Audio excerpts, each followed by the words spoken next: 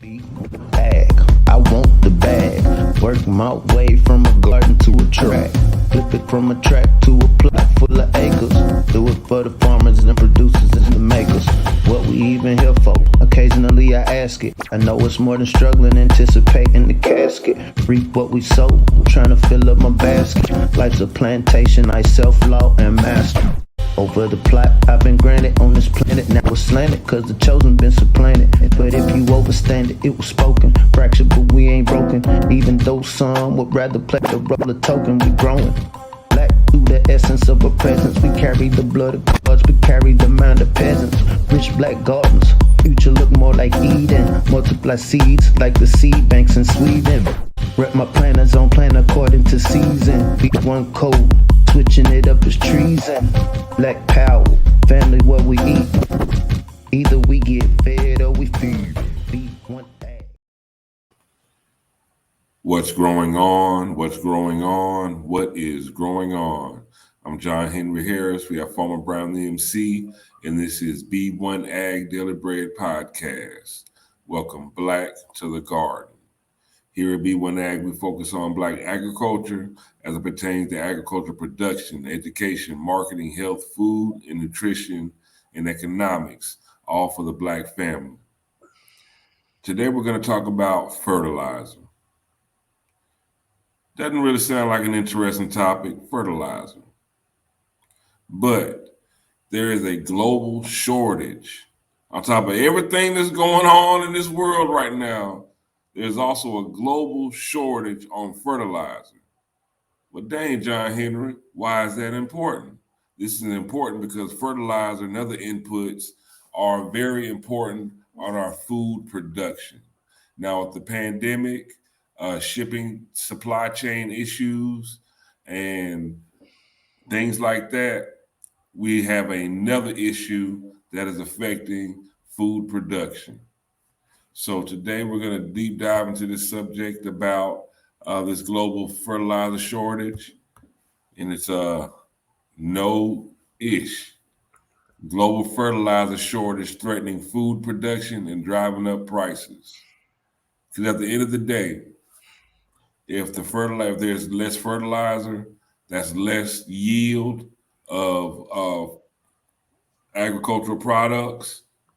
Less yield means less food. That also at the end of the day means higher prices for the food that comes across your dinner plate. So, Farmer Brown, do you got some shit? Shit. First, I just like to say peace to the B1 family. Hope everybody's doing well. I was talking to bro the other day. So back in about 2000, me and my homies, we used to work at this theater company, and we hooked up the theater speakers and then the stage speakers. And then we take the projectors and put them upstairs. And so we did all of this as the theater was being built. But one of the things that we learned, that was order of operations. And so the company we worked for, the job was very simple. Hey, we just take these projectors and these speakers and take them to this theater. But to do that job, we first had to make sure that the foundation was built for the theater first. And then after that foundation, okay, you had to have your concrete laid. You had to have your structure. After having your structure, you had to have your walls. Before we could put our speakers up, we had to make sure that the anchors were in the walls to put the speakers in. Before you could put the stage speakers up in the subwoofers, you had to make sure that the platforms was there. And so we travel around the country, go hundreds of miles away from home. There'd be sometimes we wait for days, sometimes weeks waiting for the people before us to do their job. All of these are different respective companies. Sometimes it was because somebody was slacking, or sometimes the carpenters might have had another job they had to finish up on. But saying that to say, there is an order of operation of how things get done. When we're talking about our food security, which is what our focus is here at B1AG, our goal is for the melanated family to understand this order of operations and how it plays into not only what we eat, but what we pay for what we eat. It's our contention that there's no business like grow business, and this is the best time ever for us to learn how to grow our own food. And so I look forward to deep diving into this discussion with this shit or lack thereof. Now, just to put everything into context, the United Nations Food and Agriculture Organization Index of Food Prices, they're stating that our food prices are already at its highest level since 2011. The coronavirus pandemic has caused huge numbers of people to face hunger, and increased food prices could cause even more to have trouble meeting basic dietary needs. Now the fertilizer is a synthetic fertilizer called urea, and urea is actually is derived from urine. However, the big problem with urea and its scarcity is that the way it's made is through coal and natural gas. So the surging prices of coal and natural gas are, because the industrial urea is made through a century-old process that uses natural gas or gas derived from coal to produce ammonia, which is then used to synthesize urea. Okay, that's the science behind it. But the global shortage of that nitrogen fertilizer is driving the prices up to record levels, which is causing farmers to delay purchases and raising the risk of a spring scramble to supply the crop nutrient before the planting season. Farmers apply the nitrogen to boost yields of corn, canola, wheat, and the higher fertilizer costs could translate into higher meat and bread prices. So on top of everything that we're facing, there's a fertilizer shortage, y'all. And I'd like to show y'all a short film that highlights exactly what the farmers are going. This is big commercial farmers, what the plight that they're facing trying to mitigate this fertilizer issue.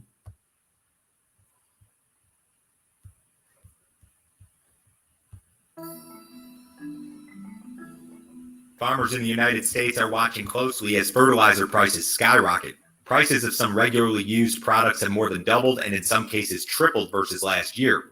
Corn and soybean growers in the Midwest are in the process of deciding their rotations for the 2022 growing season. Many traders and analysts believe that acreage of corn will be lost as it requires a great deal more fertilizer than competing crops like soybeans. Not only are the fertilizer prices high, product is simply not available in all areas of the country. The record high prices and shortages are a result of many factors, including Chinese export restrictions, logistics issues, and high natural gas prices.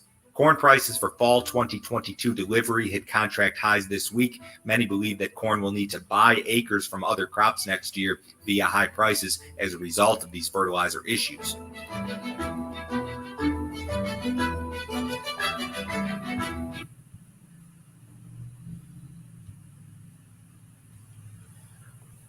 Off subject, let me not digress. So Brandon's idea is, hey, let's cut down on livestock production because And that's where I was getting ready to go. emissions. So these carbon emissions that we speak of come from livestock.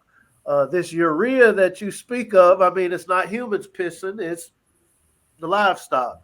And so we're at a shortage of this urea for this very needed resource of fertilizer.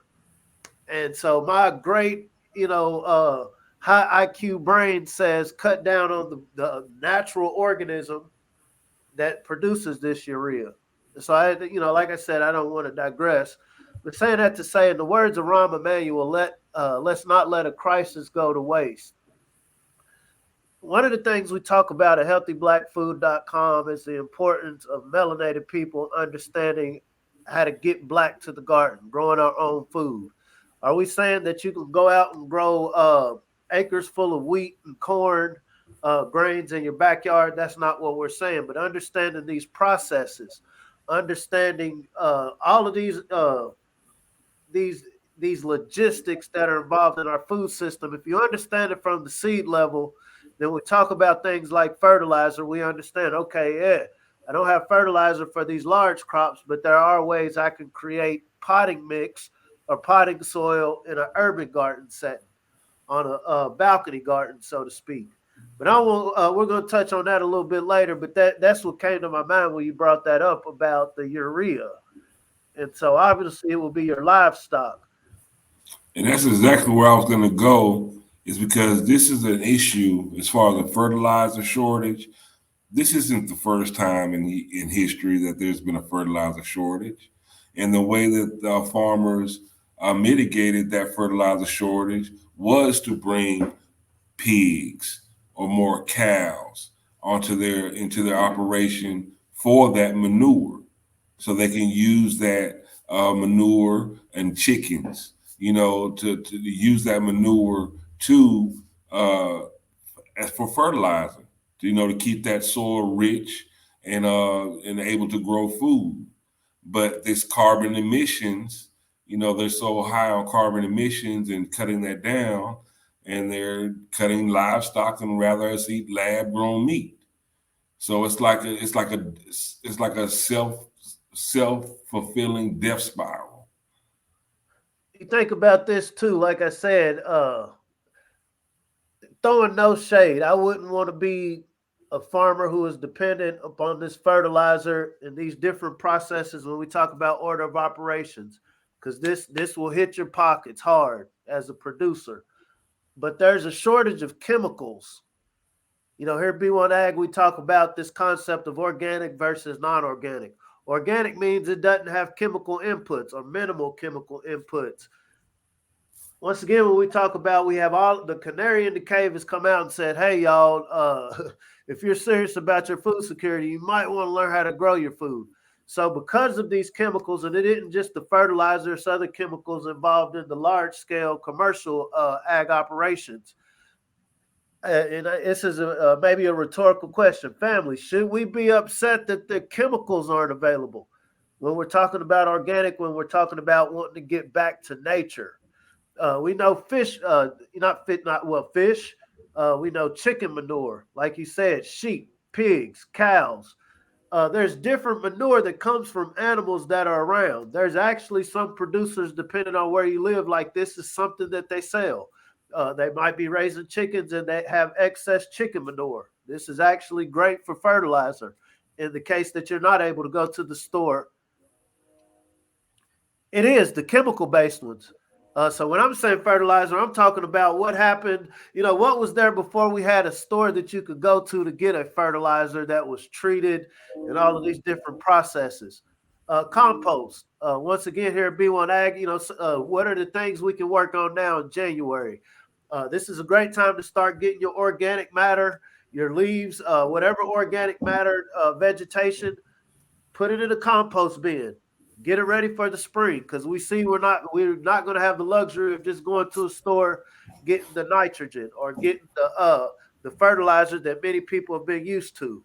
And so instead of seeing this as a problem, seeing this as the end of the world, we tend to have a bright, optimistic view of what's going on. This is forcing us into localizing our food system, creating a more sustainable food system with the natural fertilizer, which is the poop from a natural animal, in composting. It's the most practical answer, and small scale localized food production equals food security. The World Health Organization, USDA, everybody is recognizing this and pushing for this now. They even recognize it. They've always been in support of big farm, but they see that, okay, we got to start empowering the smaller farmers and start localizing food production to get around the supply chain issue and bring the food closer to the people. Now, a big part of that, making small scale localized food production, is we have to get more people involved in producing food, whether you're producing just enough for your family, your household, or whether you're producing enough that for your household with a surplus to sell or even just give away. But people, family, we have to get black to the garden, and we have to start growing our own food. We need to start growing, period. We need to start growing our own food. We need to plant more trees. We need to plant more shrubs. We need to just plant more. Because at the end of the day, big farm, commercialized farming has stripped the nutrients, the main nutrients from the topsoil. Now the topsoil is like the first 36 to 39 inches of the earth's crust, and it supports 95% of agriculture. Most people, they see dirt, they just look at it, oh, that's just some dirt. Dirt is alive, y'all. Dirt is a living organism. We are dirt. We come from the dirt, and when we leave, we return to the dirt. It is a living organism. That dirt sequesters this carbon that they're so worried about. That dirt traps carbon. It sequesters carbon.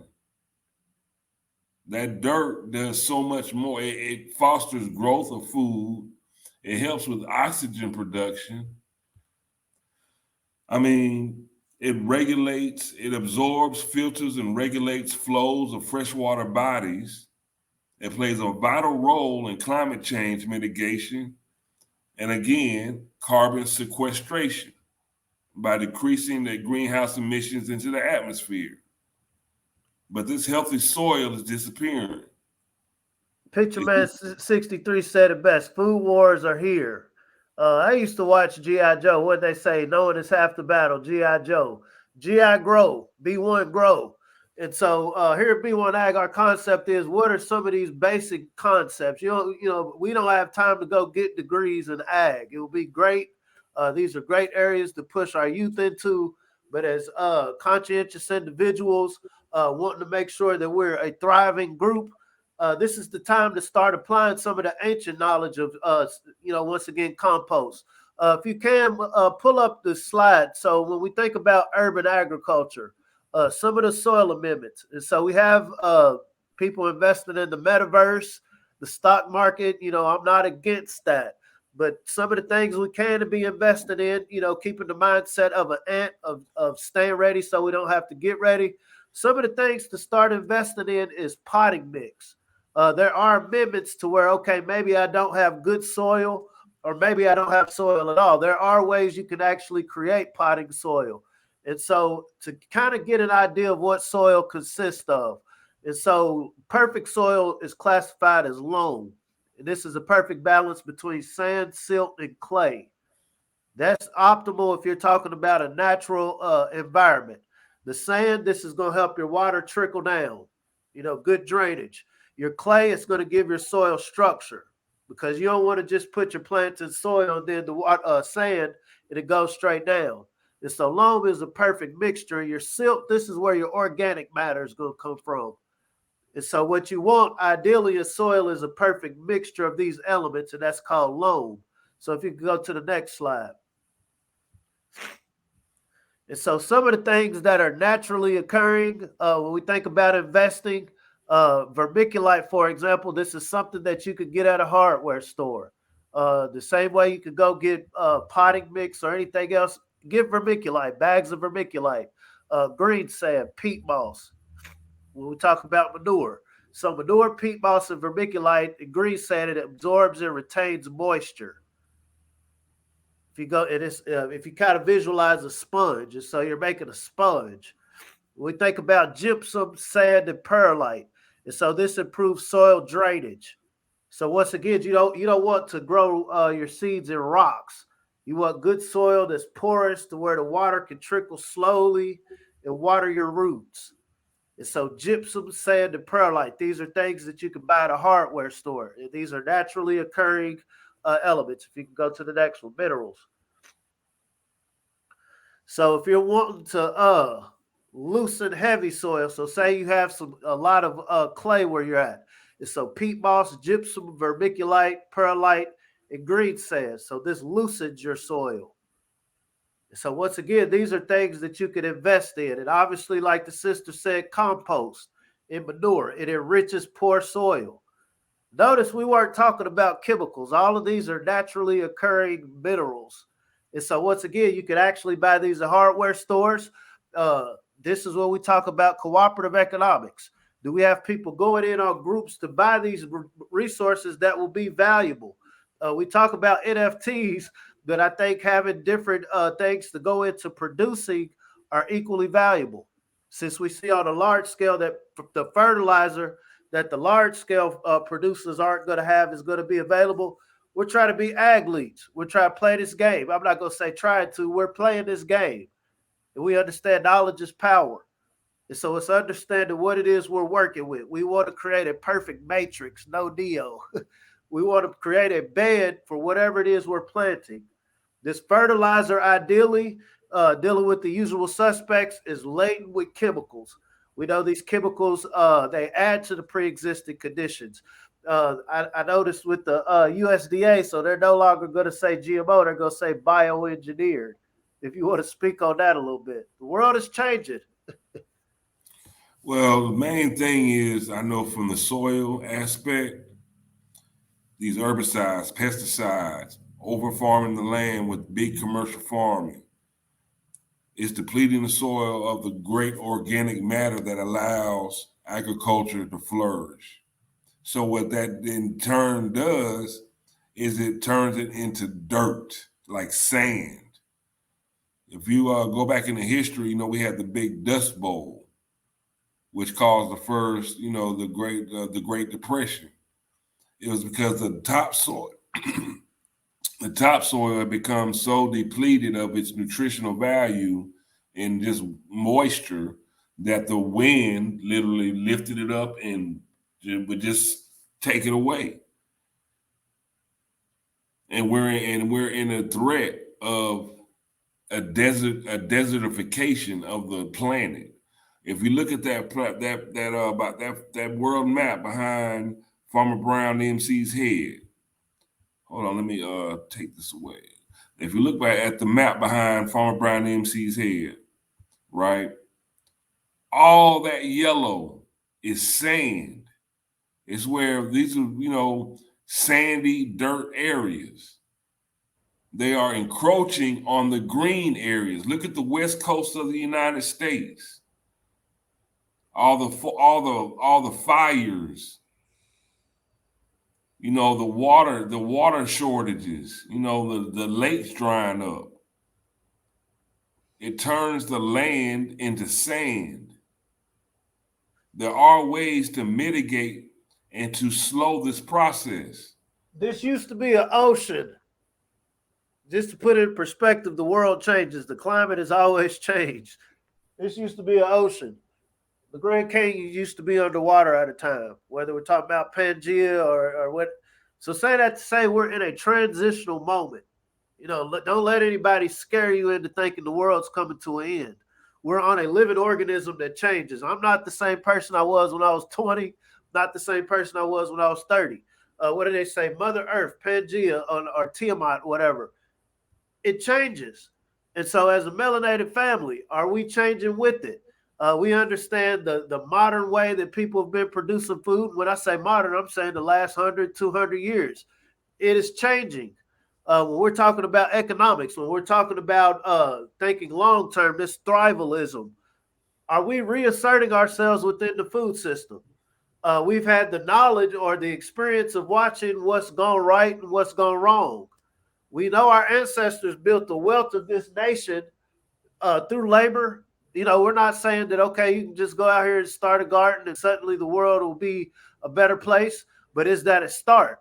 Is understanding from the seed of how to grow food, is that a start of mitigating some of these changes that are inevitable? We see that there's this big push towards technology.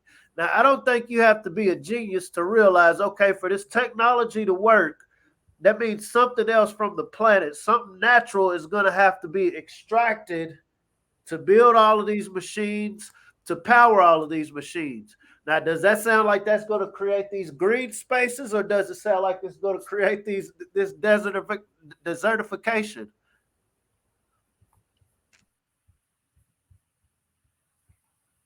It looks like desertification to me. And this is really an issue, y'all. This is a big problem. This is a global problem. This is a problem that is bigger than the B1 community. But we in our community, there are steps that we can take to make sure that, okay, no matter what they're doing, if they're not going to pay attention to it, we are. And that's by growing. We got to grow harder, become ag leads. We have to, this is a real thing, y'all. We really do need to become ag leads and put our doggone shovels in the ground, because if we do not revitalize our soil, they are predicting that in 60 years, they're talking about if we don't revitalize our soil, we have 60 years of harvest left before all the fertile lands turn to desert. 60 years. This planet has been around for thousands and thousands and maybe millions of years. Billions. But they're talking about we don't revitalize our soil. We have 60 years of harvest left. That is a major concern, y'all. This is the genius of the powers that shouldn't be, right? So I sent you an article the other day. They're now these self-driving tractors. We've had our conversation about robots. We see the immigration issues, right? And immigration has every bit to do with American agriculture here in North America. So as we see these dynamics going on, once again, this is the mental math of, if I have these self-driving tractors, it means there's some new form of energy that's going to have to be applied. Is this self-driving tractor going to understand, okay, maybe I don't want to compact this soil right here? In the Bible, it talks about, grow for 7 years, let your land sit for 7 years. There are certain universal principles. It doesn't matter what religion you ascribe to, but there's certain wisdom in, okay, this land is a living resource. If I keep just scraping my skin, my son does it. I have to figure out something to put on my son's hands, because he'll scratch his arm and he sucks his fingers, and you can see him going raw. And so the thing is, okay, hey, you need to stop. You need to give this time to heal, and so this can become what it's supposed to be. But we know that goes against capitalism. I think back in the 60s, they said grow hard or grow big or go home.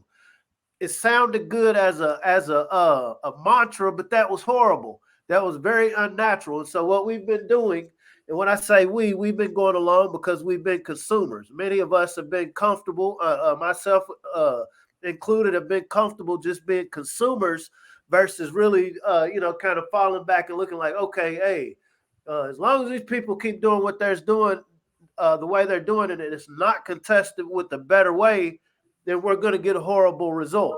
If every answer you have to this food security issue, the climate change issues, the natural resources, is to keep depleting it, simple math says it's going to be depleted. You said 60 years. I say a lot less than that, because you got to factor in all of these things that's being sprayed for efficiency. You got to think about people who've invested in like 240,000 acres to experiment with genetically modified, bioengineered ways of growing food to administer medicine. This is going to this is obviously going to have an effect on the natural resources. Like you were talking about the wind, it's not like, okay, my land is over here and the wind is just going to go around it. The water is just going to go around it. I might be doing some nefarious things on my 240,000 acres, and because of the wind, it's going to blow some of the seeds. It's going to blow some of the pollen from these nefarious things that I'm doing to other people's property, proverbial property.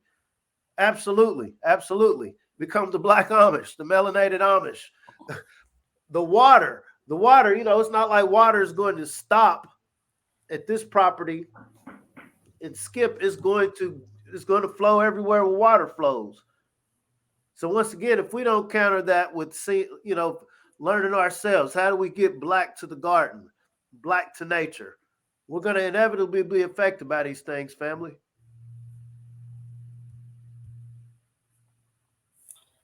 And it all ties together: agriculture, these climate change issues, ecological issues. We have to be more conscientious, more conscious of what we're doing to the planet. We need to take care of it. Just like we have to clean, like when you're a kid, clean your room. we gotta clean our room, and this room being earth. We have to keep our rooms clean, y'all. You know, we have to, just like we have to take care of, you know, cut our yards and rake our yards, and, you know, the things that we do to maintain what we have. We have to do the same thing with the earth. Brother Daxter made a good point. And so every fall, you see your neighbors rake up the leaves, put them in the bags, and send them off. That helps with this concept of fertilizer that we see is being depleted. When we talk about these compost bins, it's not being cheap. It's not being, oh, you're too frugal. Oh, you're a tightwad. Like, no, this is natural. This is economically efficient. This is ecologically friendly. This is saving you money. You know, if you're really wanting to grow hard, if you're really wanting to look at, okay, I want the most sustainable, healthy product. This gardening thing, this farming thing getting a hobby. I understand, like, wow, because I've learned how to grow this food, here's a mission. You know, we talk about being disciples. Disciples shine lights. Disciples, like, here, let me show you the way. So like what the brother Thaxton Waters is saying, like, how do we make best use of what's already around us versus having to go through all of this processing to where it gets caught up in this supply chain? We saw what happened in 2021 with the supply chain and the decisions being made from the central governing body. And I think by now, if the melanated family thinks this is going to get any better if left in the hands of other people to decide, I'm like, what planet are you on? Power only respects power. The power we're talking about right now is the power to grow our own food. When we talk about rebellion, when we talk about righteous anger, when we talk about, you know, what do they say, black power, what is the most powerful thing you can do right now? It is to build real power, not the words, you know, not metaphorically speaking, like literally build power. Power is generated through what you consume. What do us melanated people and all people around the world, but we talk to the B1 family. We have to eat. That energy, that caloric energy is generated through food. And so to the degree that we can understand how to utilize this beautiful garden that our ancestors were endowed with to produce food. And then once we get to the food, then we start understanding the science of, okay, I might want to incorporate some technology. Now, how can I use this technology and not strip Mother Earth of all of these natural resources like the other folks have done? How can I get my kid, you know, since I see that these learning models are changing, how do I focus my child's attention on, hey, son, daughter, I want you to figure out how to grow food. Once you learn how to grow food, I want you to think about, now, how can you make this process easier? When we say easier, it doesn't mean, okay, let me destroy everything around me so I can make it easier, but how can I work in concert? How can I do this delicate dance with the nature around me to create a better food system? You can't eat in the metaverse. You can plant, I imagine you can buy some seeds in the metaverse, but what you going to put them in? What are you going to yield from it? The canary is in the cave. The canary got dust all over it. It done came out and talked to us. It said, y'all Negroes better learn how to grow your own food. Now, going back to today's topic about the global fertilizer shortage. Now, this is mainly, especially affecting the big commercial farms. These farms provide the food to the stores where we shop at. This is just another thing that is cutting food production. We already have shipping supply issues as far as getting the food that we do have to the stores. Now we're having issues with the farmers that are cutting food production because of the fertilizer. That equals less food. Those are two minuses that equal less food. Simple math will tell you, hey, all these minuses that are adding up as far as food being available, we need to add some pluses. And the biggest plus that we can add is by growing our own food. It's like It's not a novel idea anymore. It's a necessity. And there have been other times throughout American history, just American history, where it has become it was a necessity for the people to start growing their own food, especially during times of war. And as brother said earlier, the food wars are here, along with mandates. This is a military-industrial complex, the corporation that we call the U.S. And if there's not some sort of contention around the world, we don't make no money, right? Once again, we're here talking about counter war. When we talk about this food war, and this is just to, kind of dovetail on what you're talking about. We can counter this. This is not a war fought with machine guns, even biological warfare, and, the nefarious things we can think about. This war is literally fought, in my modest opinion, with intent. The intent to feed, not the intent to destroy, not the intent to go burn something down, not the intent to tear anything down, but outpowering the powers that shouldn't be. Because I understand that my kids, my family, my community has to eat, I'm going to care more about them eating than you care more about profiting off of how they eat. And that is a personal decision. You don't need validation for that. You don't need accreditation for that. You don't need somebody to give you permission for that.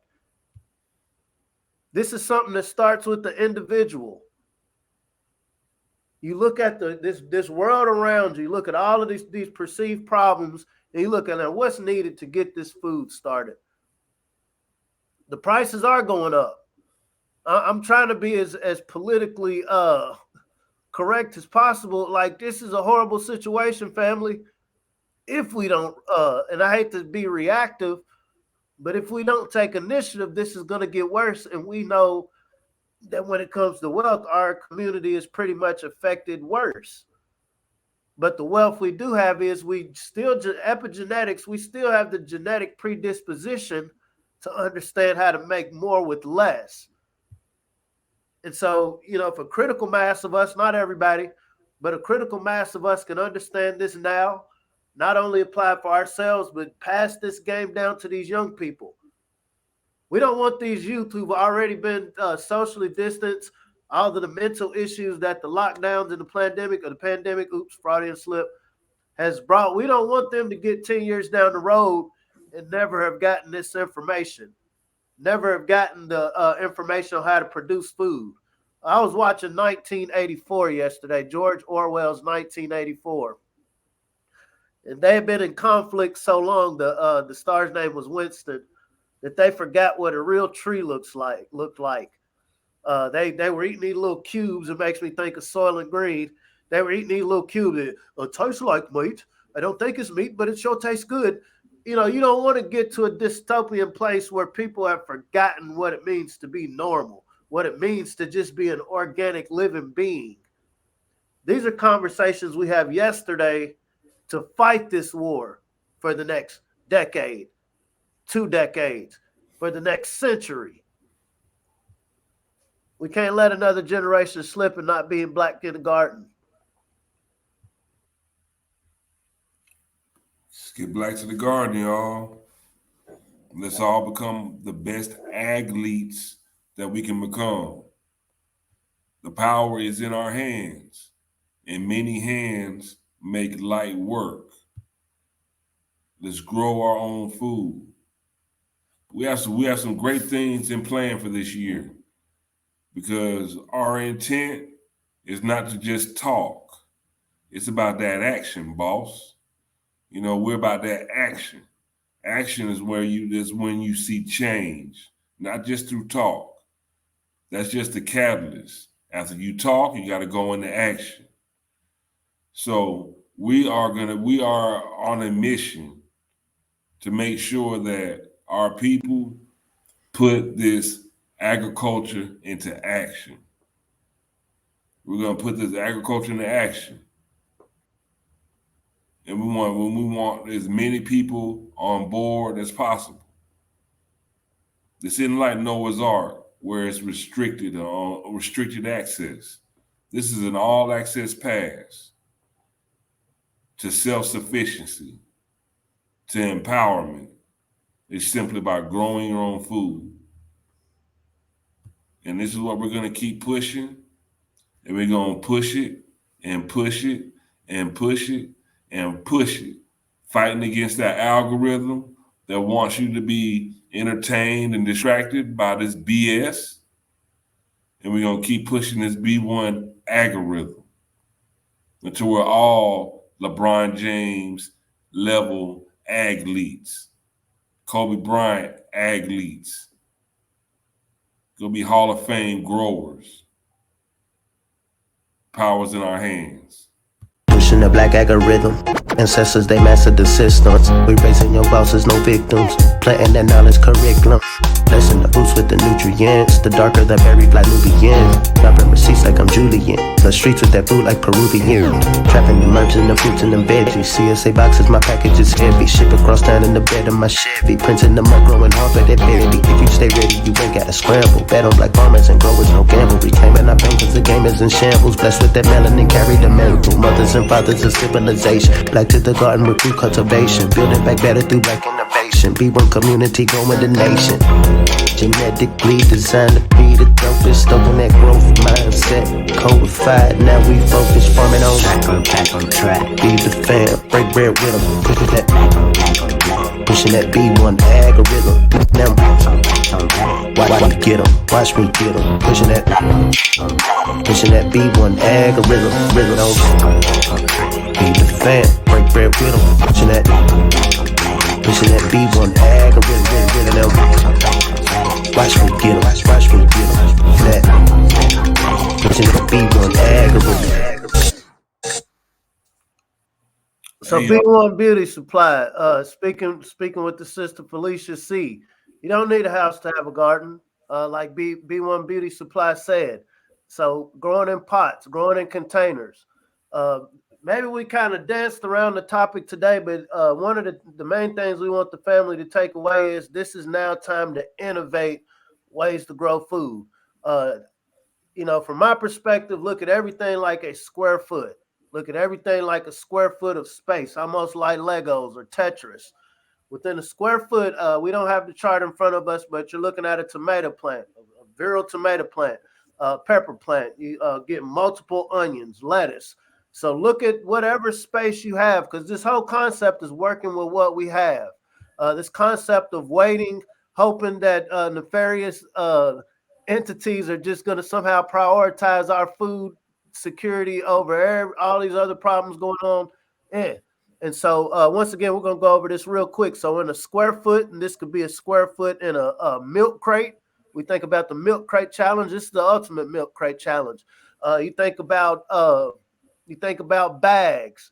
You think about your pots. You think about you can actually create structures. Your box gardens, your raised beds, but you can get in a square foot a good tomato plant, 1 pepper, 9 onions, 4 heads of lettuce, 6 carrots within a square foot, 14 leafy lettuce, and this is good for your salads.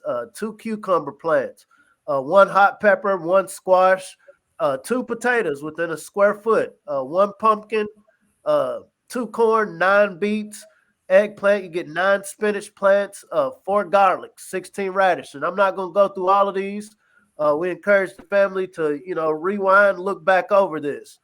But saying that to say, when Sister Felicia C, when you see a square foot, my grandfather used to tell us, keep it simple, stupid.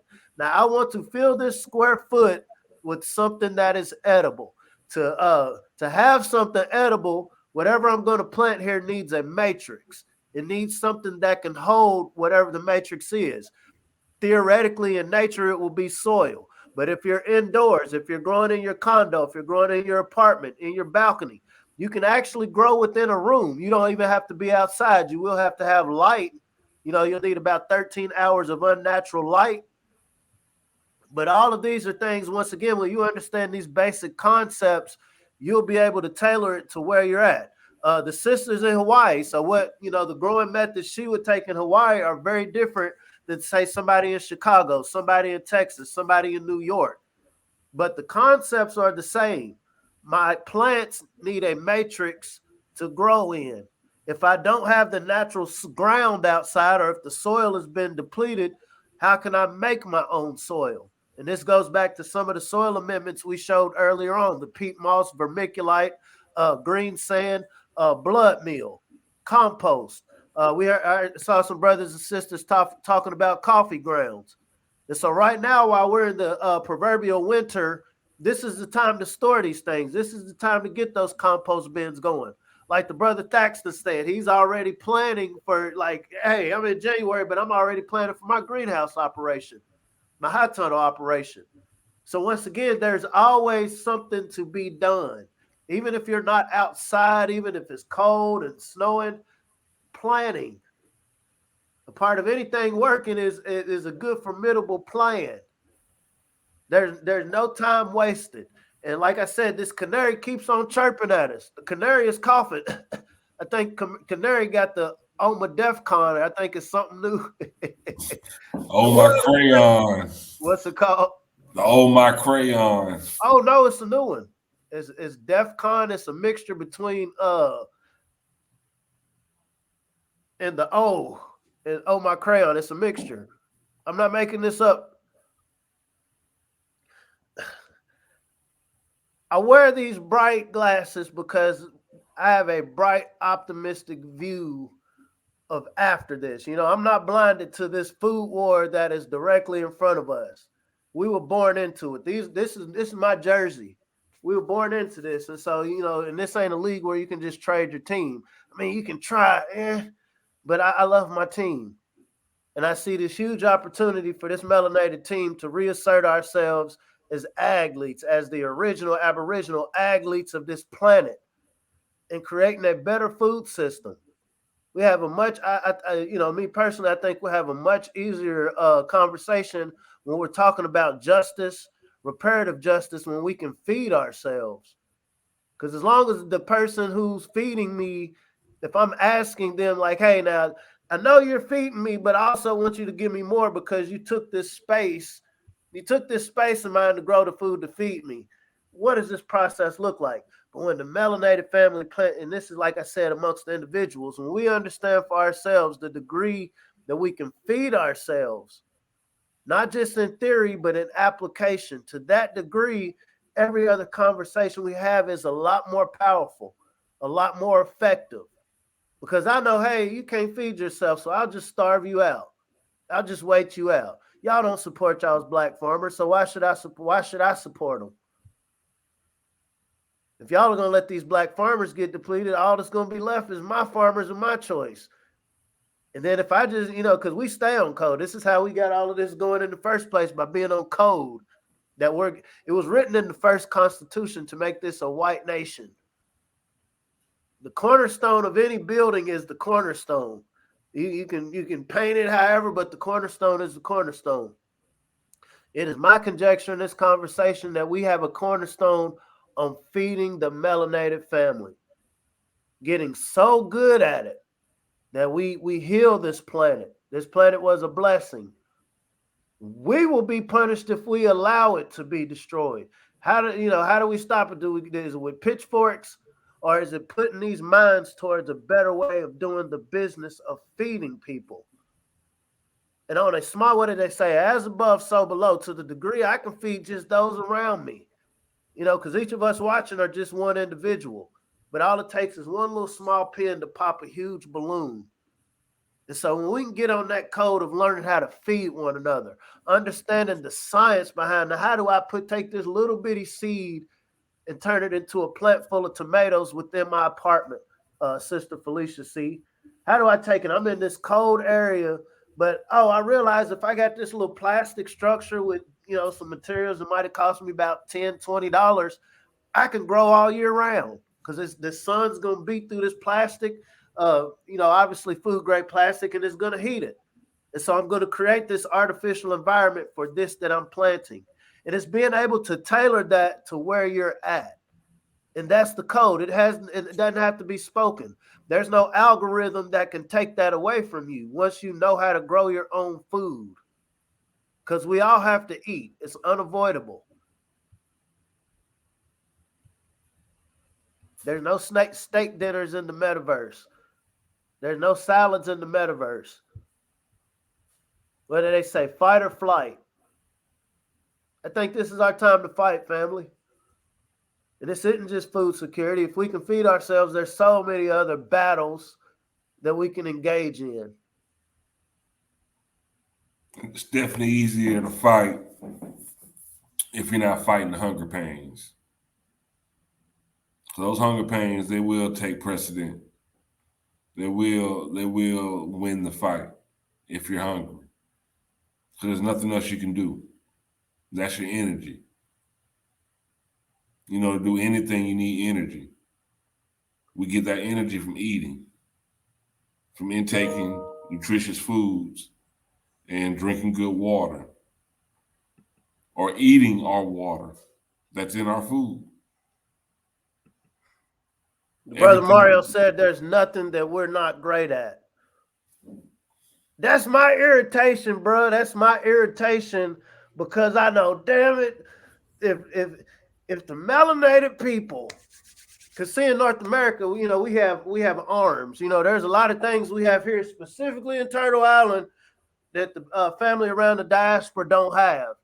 And I understand, man, if we applied, it doesn't even take everybody. What they say is 40 million, 50, 60 million, no telling. But there's millions of us here. And if you had a small percentage, let's be very practical. If you had a small percentage of us, brothers and sisters that decided, you know what, this is important. And I'm a LeBron this. Steph Curry got the record in shooting threes. I'm going to get the record in growing produce in small spaces. He got that in shooting threes. LeBron got great because of practice. They say his basketball IQ is off the chain. He knows every player's stats. We need to have that same energy when it comes to I know exactly what this soil in an area like Chicago that's had this sort of contamination is going to need. I know exactly how much light I'm going to need to apply in this area that doesn't get that much sunlight. I know exactly how to connect these grids to make sure that all of these different growing locations are getting all of the inputs they need. I know exactly what natural minerals and resources to use to where we don't have to use this fertilizer. I understand rotating my operation if I do have some land. I understand I'm not just going to destroy the soil. I understand, okay, I'm going to let you lie fallow for X amount of years while I use this area. I'm going to diversify my operation. I might have some chickens over here just in the corner. I'm gonna get some eggs from them, but I'm also gonna get that poop from them. I'm also, at the end of life care, as my sister Abraham said. Family, when we decide that this is something we want to do, when we decide that supporting our black farmers, to me, in my modest opinion, is way more important than supporting people to entertain us. How many jump shots have you eaten? How many touchdowns have you eaten? There's nothing like a fresh fruit or vegetable. It's even more of a rush, a dopamine rush, when you know you got it from a melanated farmer. When you understand the history of these melanated farmers and what they've had to fight. When we talk about fighting this war, you fight it through support. And it isn't just support out of charity. This is support as like, bro, I realize this is the league. This is the NBFL, National Black Farmer League. We're not going for touchdowns. We're going for how many mouths fed. We know it's 16 million food insecure individuals in North America that are melanated. 16 million. We can address that with the resources we actually have. Like the brother Mario said, when we decide that this is what we want to get great at, it's not going to take everybody. There will be a critical mass of us to decide, you know what, I'm going to get good and learn how to grow food. And then I'm holler at my peoples that understand the NFTs and crypto and figure out how to merge these things together. Then I'm going to talk to my people that understand real estate and all of these things on how to get more and expand. I'm going to talk to my financial people that understand, okay, now how do we flip this? How do we generate passive revenue from these operations? But it's to the degree that we understand, like, you know what, this is important. everybody does have to eat. There's not a human walking this planet that doesn't eat. We can fast. There's different diets, but you're going to have to eat something at some point that has to be produced. Mother Earth produces everything, and the degree that you can localize it. I don't like what these stores have to sell, and we're coming to a time where these stores don't even have as much as they used to. A soldier can't fight on an empty stomach. Napoleon Bonaparte, according to the European history, was one of the greatest war generals in the world, and it was because he learned how to expand the art, not the art. He learned the science of food storage and refrigeration. This is what made his army stronger when they realized, oh, we can outfight these people because we can store our food longer. It wasn't the weapons or muskets. It was because, hey, we know how to keep our soldiers fed. We're going to come fight you in the winter when you don't have food. We got this, family. The power is in our hands. The power is in our hands. This is not pie in the sky. This isn't just metaphysical jargon. This is very practical. If the computer grids and everything goes down today, if you understand on an intrinsic level how to grow food, you still fight this war. While the information is available, we promote healthyblackfood.com. It's a great class to just understand the basics of starting a seed. What are all of the necessary processes in getting your food going? That's one start. There's a lot of good content creators on the internet right now that have different operations. Dedicate 10 minutes out of a day just to check some, just Google black growers. Go on YouTube, black homesteaders, Lead Farmer, Corey Goo What It Do, Ron Finley, Will Allen. Google some of these people and just watch what they have going on and see how you can apply that to where you're at. The power is in our hands, and it starts with that seed of intent. I want to, therefore I will. What does it say? I am that I am. I am a grower. I am an ag lead.